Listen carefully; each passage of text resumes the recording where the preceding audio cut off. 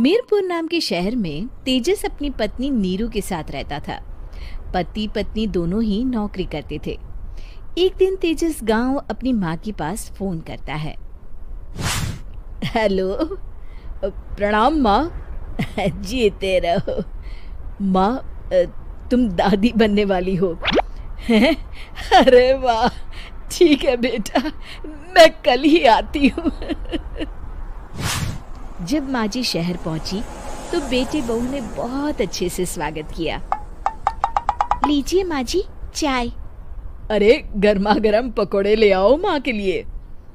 नीरू रसोई में गई और 2 मिनट में ही पकोड़े ले आई। जी ये लीजिए। बहू जादू से बनाए हैं क्या? अभी तो रसोई में गई थी। यम्मी। माँ जी, शीला रसोई में पकोड़े तल रही है, मैं बस लेकर आई।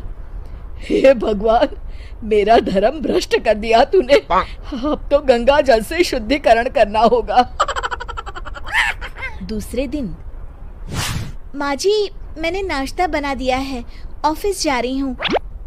पर अभी तो घर का सारा काम पड़ा है।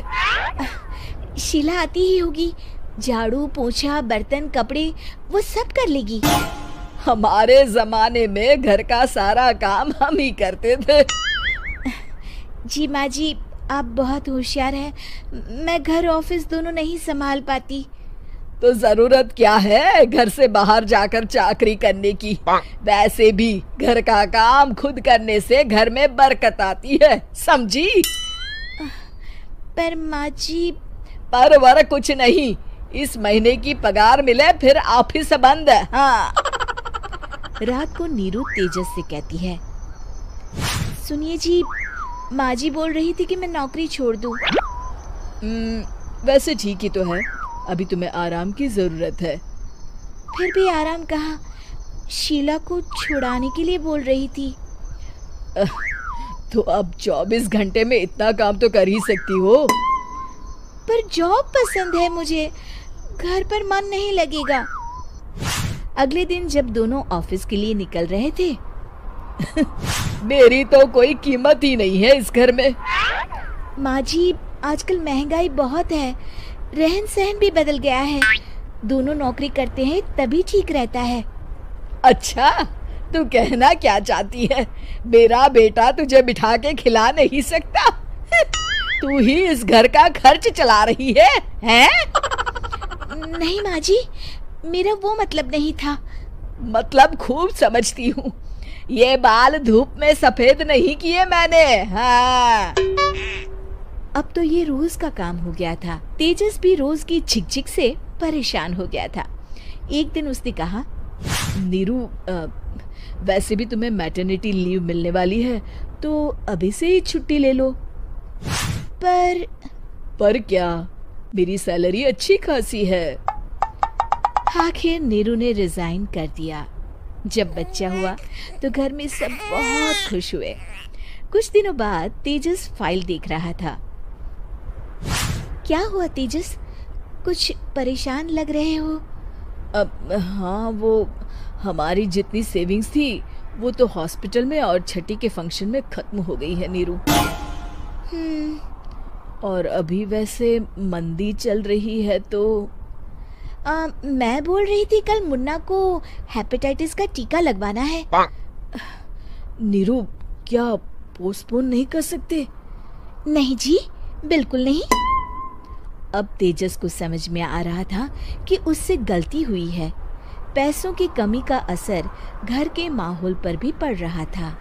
अगले दिन, बेटा मेरा चश्मा और ये दवाइयाँ ले आना, पर्चा देते हुए माँ जी ने कहा।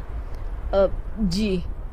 तेजस, मुन्ना के लिए दूध का डिब्बा और डायपर भी ले आना, और ये किराने के सामान की लिस्ट है, इसे भी लाना है।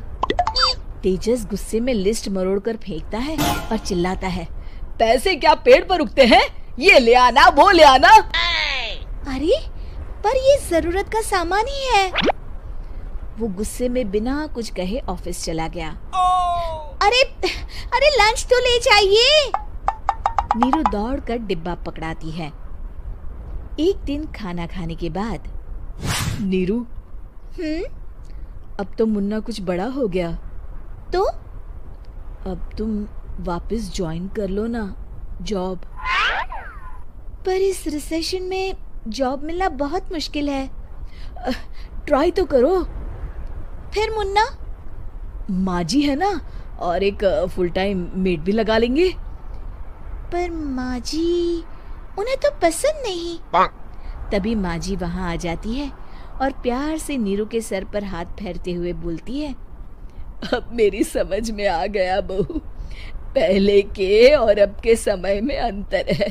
तुम काम शुरू करो, मुन्ना की जिम्मेदारी मेरी।